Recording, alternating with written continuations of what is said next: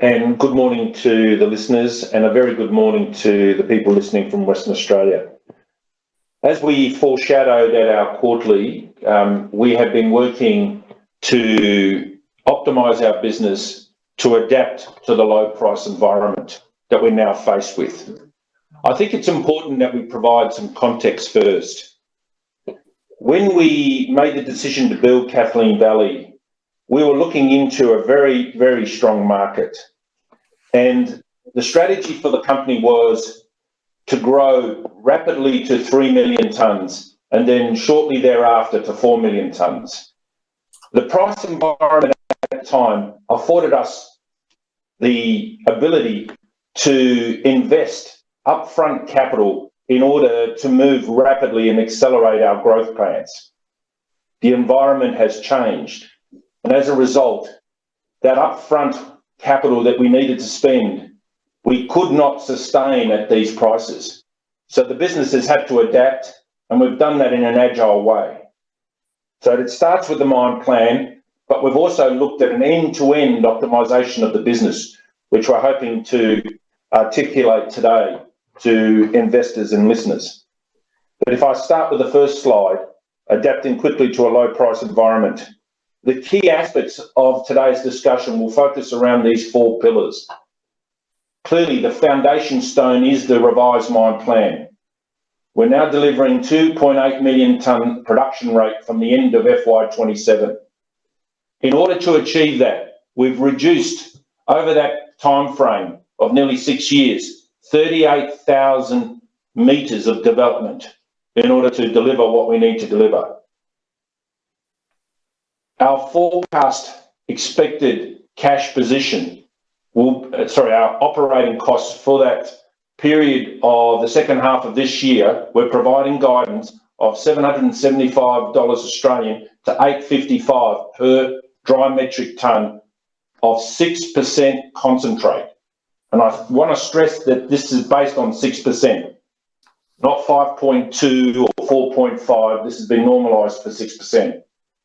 And this achievement has been done through this cash and business optimisation that we've done. But the focus has been on cash. We've gone through our total capital and cost structures, and we've pulled out up to $100 million of savings from this optimisation program.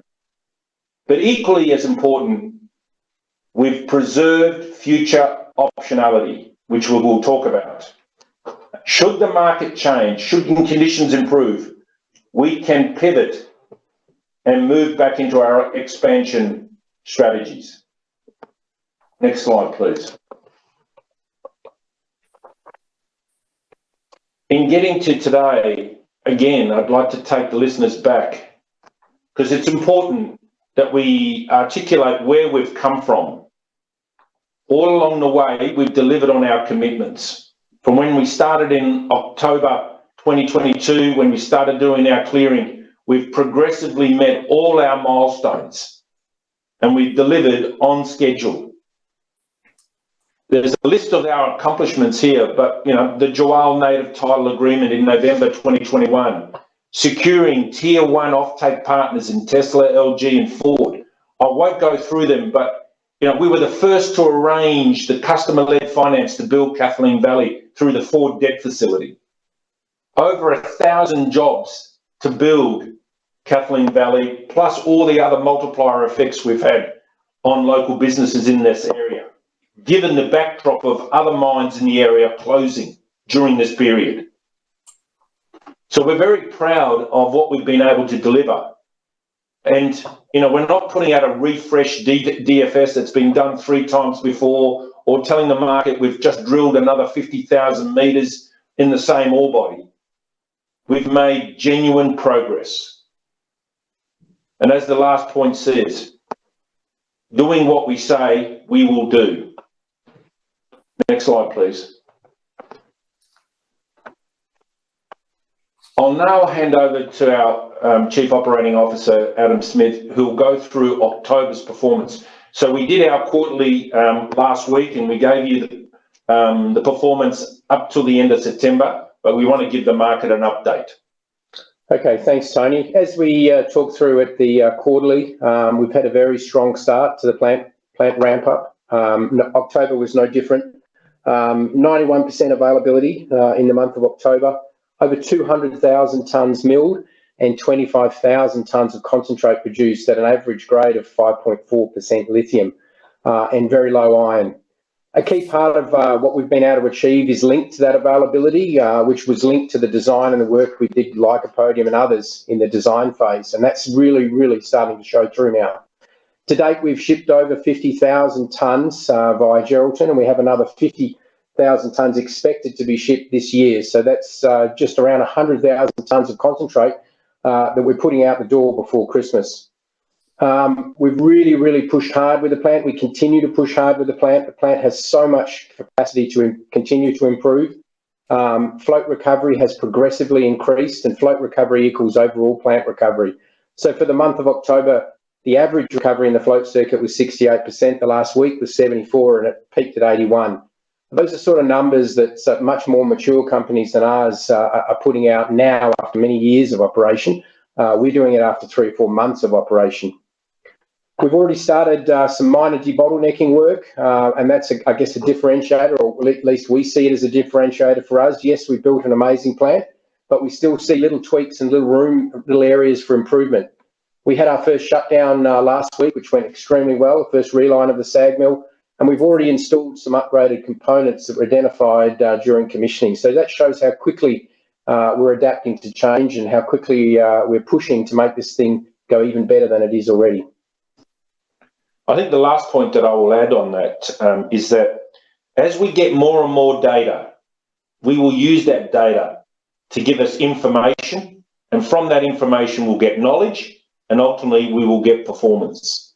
So Adam's team is now collecting data that's well structured, and we're putting the latest tools and advances in technology to play so that we can get even better. I move to the next slide, please, and I want to talk about business optimization. I mean, we don't do an exercise like this by randomly cutting into issues and hoping for the best. This whole program, and I thank the market for being patient, but we had to be patient because it had to be done systematically and with a degree of rigor and thoroughness so that we can stand by it and support it in the market. So there are 4 key value drivers. There's the mine plan, which we'll talk about in a minute. I mean, the focus of the mine plan was twofold. Firstly, we wanted to prioritise the highest margin ore. We want to maximise the tonnes per vertical metre, and we wanted to go where the most efficient capital development led us to. It's important that an underground mining operation affords us this flexibility. We can go and target the areas, whereas in open pit, you have to start at the top and work your way down. There are no shortcuts. But equally important, the changes we wanted to make had to preserve mine life and resource extraction efficiency. Productivity is the next driver. As we mentioned in our quarterly, we're getting over 300 metres per jumbo per month, and that is continuing. We've got dual declines. We don't have one decline, and we've got very short hauling cycles. Adam's already talked about the 4th generation processing plant and the high quality wear materials, and looking at our shutdown and the time between shutdowns, how our wear materials are going. We've got 3 months of data, and we're starting to get a feel for how the plant is performing and wearing. But that's more work to be done. There's debottlenecking that we're doing all the time, which Adam and his team and also our advisors and engineers like Lycopodium are assisting in. Reducing the input costs. A lot of our commercial arrangements were finalised during hot market conditions. Now that we're in and running, we can look at our demand for certain consumables. Is there an opportunity to reduce? Do we need to buy OEM materials, or can we go for a different brand that is cheaper? And then there's the lower cost sourcing. Those 4 points a stock standard approaches to reviewing your procurement spend. And then finally, I'll turn to John about this later, but there's optimising how you allocate capital and being very, very disciplined around focusing on spending sustaining capital where there's a safety issue, that's first and foremost, but then the essential activities that maintain ongoing operations. If it's not needed now, let's defer. And just to give you an example of the sort of dollars we're talking about, there's up to 100 million, but a subset of that is at $19.5 million we saved by deferring the ore sorting and replacing the higher cost bore fields with lower cost commercial solutions. Next slide, please. So I'll now turn over to Adam that will go through the mine plan changes in detail. Thanks, Tony. I think, as we've mentioned, both Tony and I already today, that the key driver for the mine plan revision, and it was an enormous amount of work by Greg and his team to, optimise the mine plan. A key driver was making or chasing high margin tonnes. Now, what are high margin tonnes? In our case, high margin tonnes are the ones with the lowest development, the best grade, and bulk tonnes, high tonnes per vertical metre. So in the upper areas of our ore body, the stopes are typically between 5 and maybe 15,000 tonnes in terms of on a stope basis. In the lower areas, they're 20 to 80,000 tonnes. So you can see that diving down, as we're proposing to do now, into the thicker, sweeter areas of the ore body earlier, gives us much higher margin tonnes. We've also adopted a much quicker mining sequence in the upper areas of Mount Mann. So you can see the little grey slots in between the pink bars in the picture to the bottom right corner. That means that the stope turnover is faster and the mining sequence is faster. We've also separated the upper and lower portions of the ore body so that with a sill pillar, so we can mine two areas at once. And we've dived down into that central zone, which we always plan to do, and go after it early. What you're seeing in that picture there is 5.5 years of mining. There is another 5+ years already scheduled below that, and another 3 or 4 years below that hasn't been scheduled, although the stopes have been defined. So a key other, part of this process is we're not killing or sterilising any part of the ore body. This is the ultimate flexibility of what we've got as an underground proposition versus our peers that are open pit, is that we can go down and get the best ore. We don't have to top down in terms of a mining sequence. So the mining sequence, just to re-emphasise, focus on high margin tonnes. We've deferred the Northwest Flats area. There's still more work to do in Northwest. That's not to say it won't come back into the mining schedule. We've got some drilling plan there to better define that, but certainly we've gone after the Mount Mann area, which is far better defined, far thicker, and with much better grades. We've lifted the average grades in the first 5 years from sort of 1.2 to north of 1.5 now, which makes a big difference when you're mining. Tony? Thank you, Adam. The only other points that I would add on this picture is the area circled in that dashed line. That's the area that that provides the future optionality for expansion. We've bypassed that area to go down to the higher margin product. But if the market changes, we can quickly move into this area and mine it, which was the initial intent when we were going for volume and accelerated growth. So if we go to the next slide, which is the FY25 guidance. In our quarterly update last week, we mentioned that we will provide the market with as much transparency as we can. We have followed what we believe is best practice in terms of how the costs are reported. We have given the market our unit operating costs, but also our all-in sustaining costs. And the definitions of what's in and out is included in there. So the all-in sustaining cost includes our royalties as well, and we've made assumptions around price and FX for those royalties. So we believe we have, for this second half of the year, a very competitive cost structure that will see us moving into the future. The other point to note here is the first half of the financial year, we're in ramp up. And we're also finishing a project and starting a ramp up. There is a lot of noise in those numbers. There's a lot of accounting treatments that come in and out, which made those results very difficult to unpick. So we gave a far cleaner perspective in the second half for the market to understand. Our full year FY25 guidance for production is between 260 to 295 thousand tonnes of dry metric tonnes of SC6 concentrate. Can you go to the next slide, please, Tom? Josh? So we've given you guidance for FY25. We'd like to now give you some directional perspectives in the next few years. So we'll go through each one of these areas. But the key point here is the objective of the revised mine plan is to optimise the outcomes through the key drivers that I've previously outlined. That gives us that optionality and value through the market cycles. So it starts with the mine and mine life.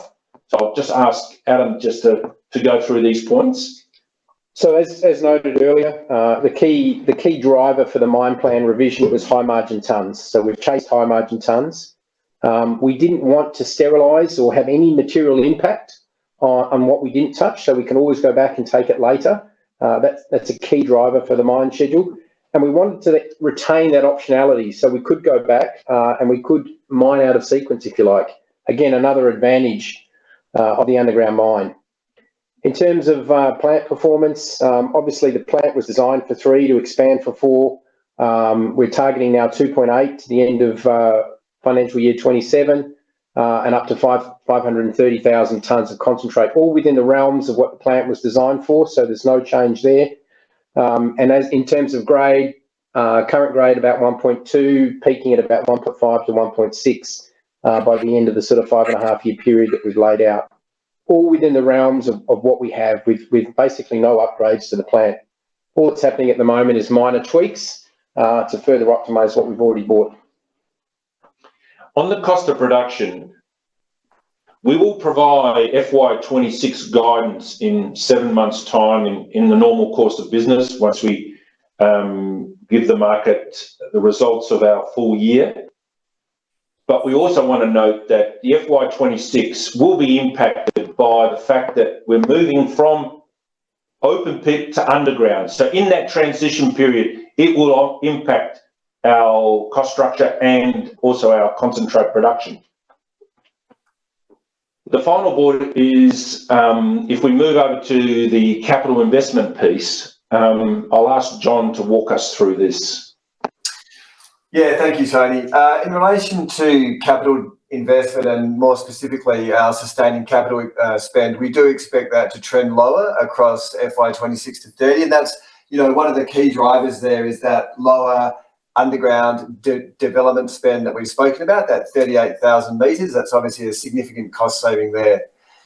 Looking at the second bullet point, in relation to our Kathleen Valley project spend, as we mentioned on the quarterly call, we expect that to come to an end very shortly. We're just dealing with the tail end of the cash outflow associated with that, but that will be completed very shortly. And probably a key point to note is there is no additional planned growth CapEx beyond FY25. All of our CapEx will be reported in our sustaining CapEx number.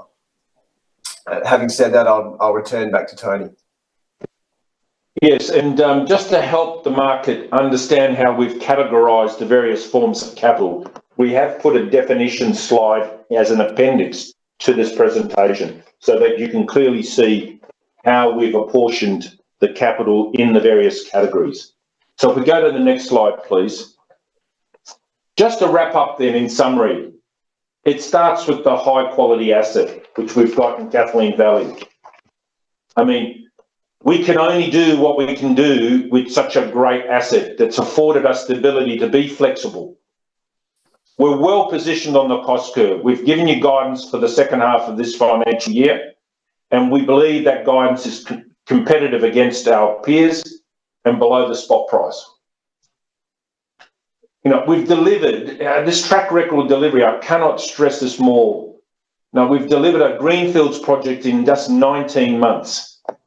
We've got what we believe is an industry-leading processing plant.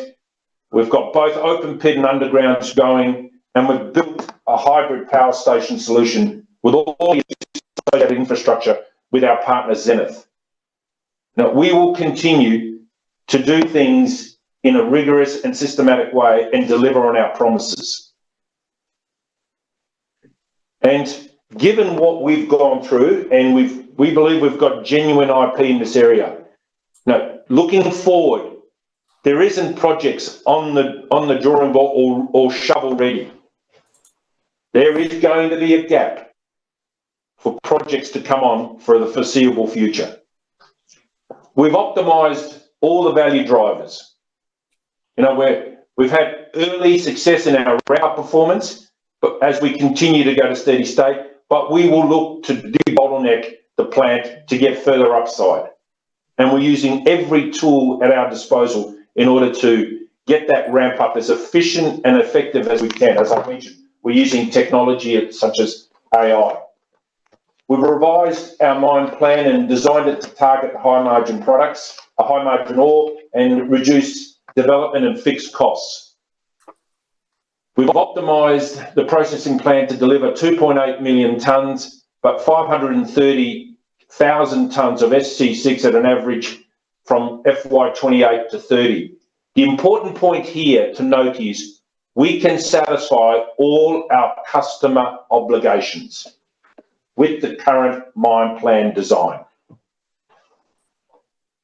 We've done up to $100 million of savings to be captured with discipline ongoing in capital cost management to ensure that we continue to manage our unit operating costs and all-in sustaining costs to trend lower after FY26. And finally, you know, we're adjusting our supply volumes to meet the current market and maximise cash margins over volume. We are focused on cash. Finally, you know, Liontown remains responsive and committed to doing what we say we will do. And as I've iterated already in this presentation, our optionality has been retained. We'll revisit what we need to do should the market conditions improve.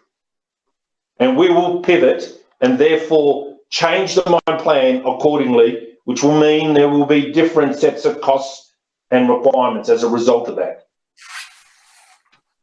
We need to demonstrate that we're agile and willing to adapt.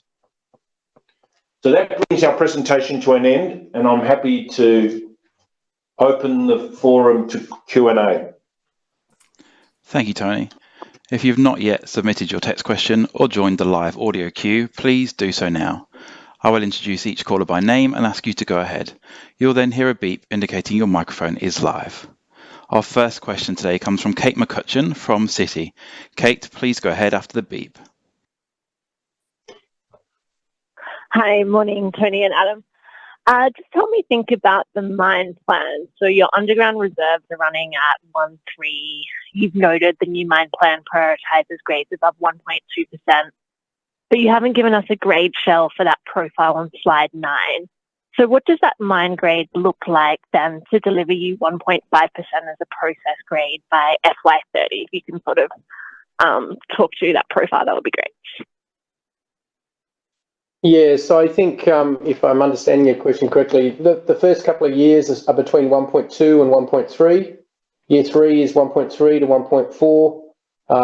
Year 4, 1.4 to 1.5, and the next 2 years about 1.55 in broad terms. Okay. At a run rate and that's of just about where it sits 2.8. And that's just where it sits laterally in the mine. That's just where it sits spatially in the mine. Like, Correct. you can't pull Exactly. forward. Yeah. Now, we're just going to that area, and as it presents itself, we're mining it through. Exactly. Some of those stopes are higher and some of those are lower, but that's the average grade for the year. Got it.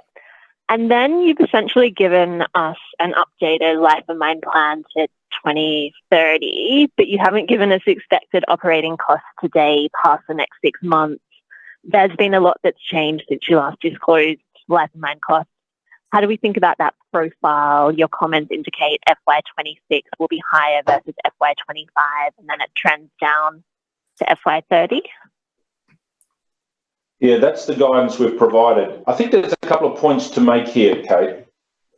We're only 3 months into production, and we need to, we've provided in the market what I believe is a first around providing guidance while we're still in ramp up. The second thing is the focus that we've done on this work is... Sorry, we lost audio there. I'm not sure, Kate, how much you heard of my response to your question. Can you come back? Sorry, Tony, I heard zero response. Okay. It was strategically timed, Kate.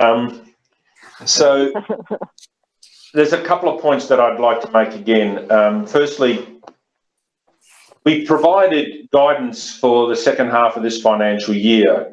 And from what we can see and the benchmarking we've seen is it's not done often where a company provides guidance while they're ramping up. So we felt that, we're on a first there by providing you at least guidance for the second half of this financial year. The second bit is we've provided a lot of focus on the fact that this is for the next 5 to 6 years, the work that we've done. The team has not finished the life of mine optimisation.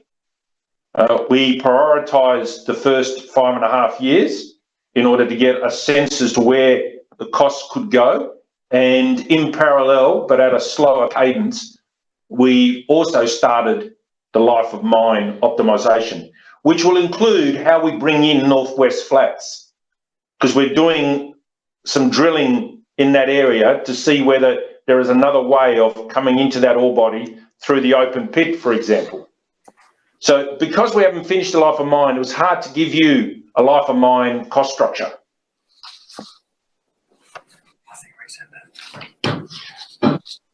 Okay, and so will there be an update when that work is done, Tony?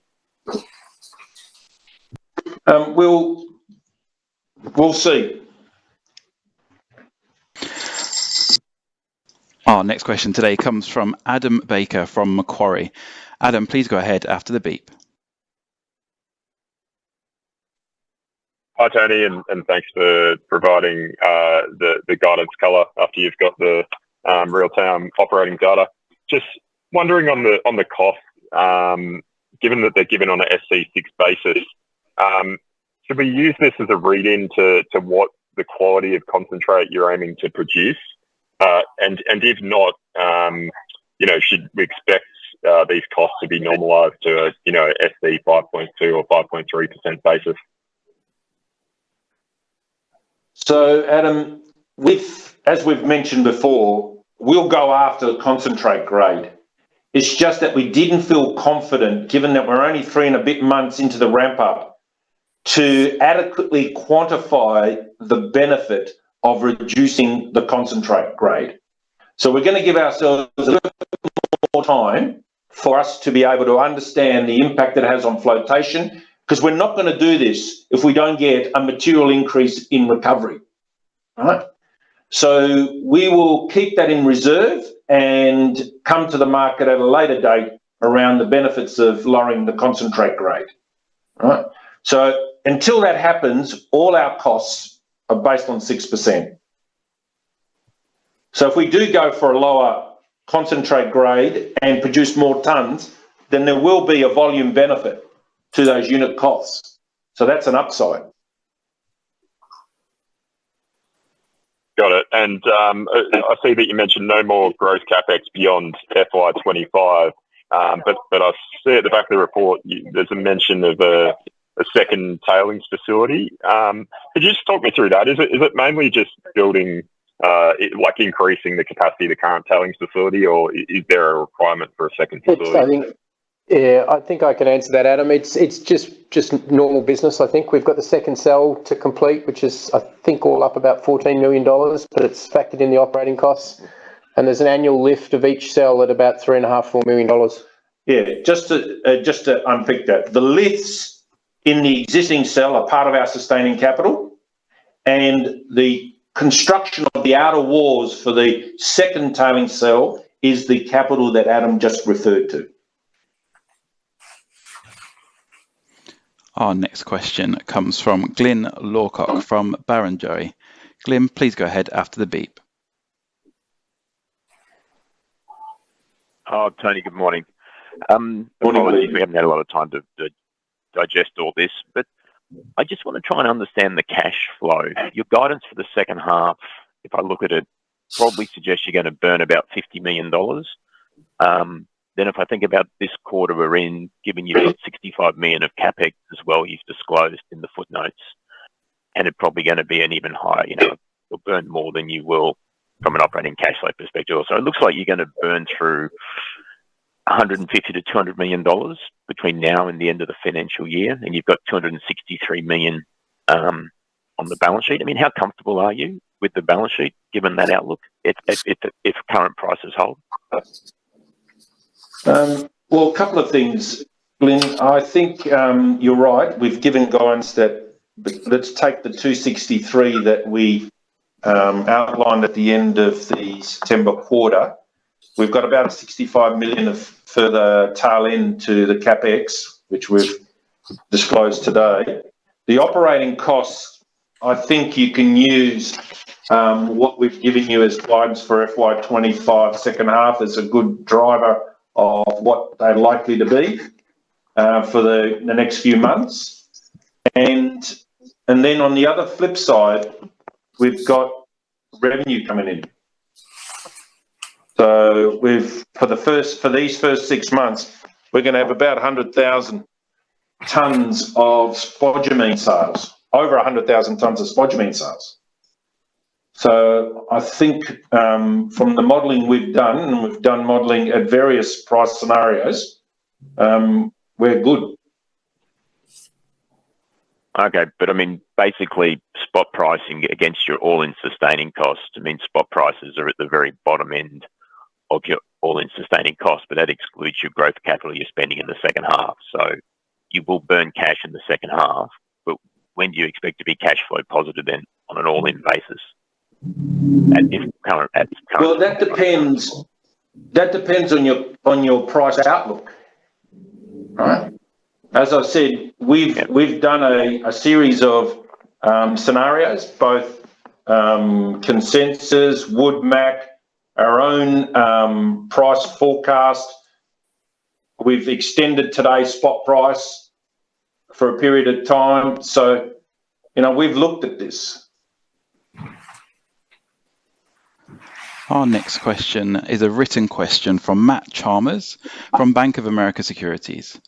Matt says, "Good morning, Tony. With the revised mine plan focusing on higher margin ore for the next few years, would you be able to provide some thoughts on the impact to recoveries over the same period and when you believe Kathleen Valley will reach its targeted 78% recoveries?" I'll answer that question with myself, and then I'll refer to Adam. But just on the 78%, the 78% was a life of mine average, and that we published on the DFS, and we're confident we'll get that, but it's very contingent on grade. So we've given you that average because the underground gives us where the better grade is. But in the short term, maybe I'll flip over to Adam. Yeah, so in the sort of next 12 to 18 months, we're targeting to hit, I guess, the industry norm, which is around about the 65% recovery mark. We're already cracking 60s now in the plant. Overall recoveries, this is not float recoveries. I think it's about 27 that we've forecast recoveries in the mid-70s. So we're not being super aggressive here saying we're going to do it in 1 week. As Tony said, this is a plant that's still ramping up. The fact that we are in the 60s spasmodically already relative to our peers who've been 5-6 years to get there, I think is a really positive note. But it's very much grade driven. We've seen already in the first 3 months how much the plant likes grade and how much that adds to recovery. It's quite spectacular actually when you get the difference between 1.2 and 1.4% feedstock going through. You jump 10 or 15% recovery almost instantaneously. So yeah, I think realistically 65% is a very real recovery through to end of next year, and then beyond that in the 70s is the current plan. We have another written question from Matt Chalmers. Second question, what is the timeline you are targeting to achieve the 100 million in cost savings? Broadly, most of that will be in this financial year. Thank you. Our next question. We've got Hugo Nielsen from Goldman Sachs on the line, who's also put a written question through, but we'll go to you on the line first, Hugo. Go ahead after the beep, thanks. Hi, Tony, Adam. Thanks for the call. Just apologies if this was covered before and missed it with the line, but just want to get a better sense of where the components of that unit cost guidance you've given for the second half sit today versus that split you gave us last October, particularly around any colour you can give on where you're seeing underground mining costs versus that $73 a tonne from 12 months ago. Let's go for that, Adam. Oh, look, I think it really varies on where we are in the ore body, Hugo, but somewhere between $80 and $100 is probably a pretty real number. Probably closer to the $100 mark initially. But just to be clear on that number, that is all inclusive. Correct. Right? It's not just a raw mining cost. Yeah. So if I want to do a like for like to the number we provided in October last year, it's probably about 80. Mm. Got it. And then just any sort of colour around where you're seeing processing and transport and admin and all those moving pieces. Yeah, so processing, I think, is marginally higher than we. I'm trying to remember the numbers off the top of my head. From October. But the logistics is exactly the same. Thank you. That is the last question for today. And that does conclude today's call. Thank you for your time and have a great day. Please reach out to the Liontown team if you have any follow-up questions.